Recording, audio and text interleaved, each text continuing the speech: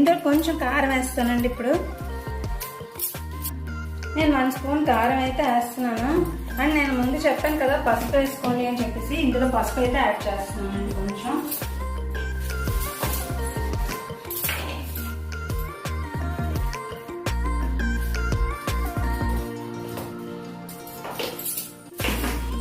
ఇదిగోండి సాల్ట్ అయితే యాడ్ చేస్తున్నాను కొంచెం.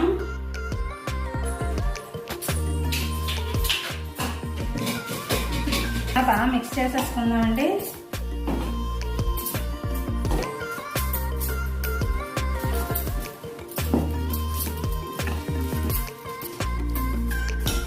ఇప్పుడైతే మనం కలిపేసుకున్నాం కదండి, దీన్ని మనం షాలో ఫ్రై ఎలా చేసుకోవాలో ఇప్పుడు చూపిస్తాను కదండి.